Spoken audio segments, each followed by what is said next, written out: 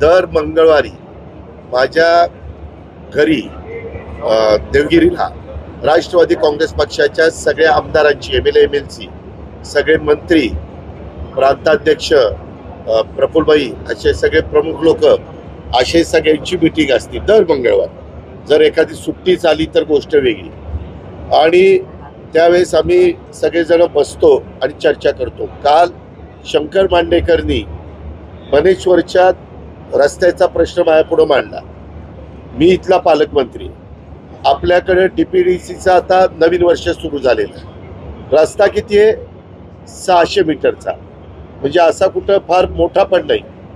600 मीटरचा रस्ता मला काल शंकर मांडेकरनी सांगितल्यानंतर मी शंकरला सांगितलं, तू मागणी, त्याचा तो मतदारसंघ आहे कारण तो विधानसभेचा आमदार आहे. मागच्या आमदारांनी तो लक्ष द्यायला पाहिजे होतं, त्यांनी दिलं नाही.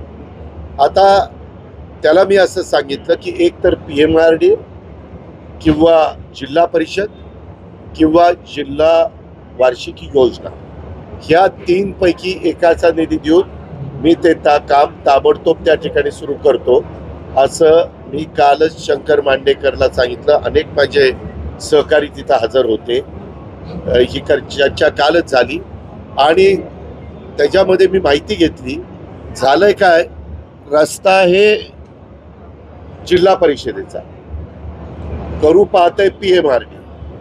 जर PMRDला करायचं असेल तर ते त्याच्याकडे हँडओव्हर करावं लागेल. अशा काही गोष्टी आहेत. तर मी कालच सांगितलेलं असल्यामुळं त्याच्यातनं मार्ग काढून ते मी TV ला बातमी बघितली की 2 तारखेला काम सुरू करणार आहे. 2 तारखेला कशाला? मी ताबडतोबच काम सुरू करतो. त्याच्या संदर्भात माझ्या सूचना ऑलरेडी गेलेल्या आहेत आणि शंकर मांडेकर तिथल्या आमदारांनी आग्रही मागणी केलेली. आमच्या राष्ट्रवादीच्या कार्यकर्त्यांची पण आग्रही मागणी. त्याच्यामुळे मी तो रस्ता करणार. खासदार उपोषण करून त्याच्यामध्ये स्टंट करताना पाहिलं.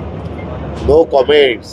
त्याच्या संदर्भात मी पण आज 35 वर्ष काम करतो, तुम्ही पण मला बघितलेलं आहे. 600 मीटरच्या रस्त्याकरता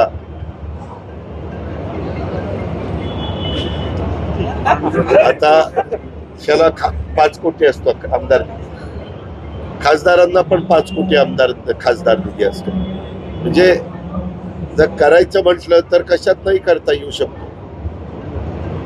एखाद्या व्यक्तीला, आमदारांना किंवा खासदारांना किंवा लोकप्रतिनिधींना नाही ते करूनच पाहिजे तर ते त्यांच्या खासदार निधीतनं आमदार निधीतनं एका मिनिटात सांगू शकतात या रस्त्याला किती पैसे लागतात, 25, 30, 50 काय लाख, हे धरा आणि रस्त्याचं काम सुरू करा.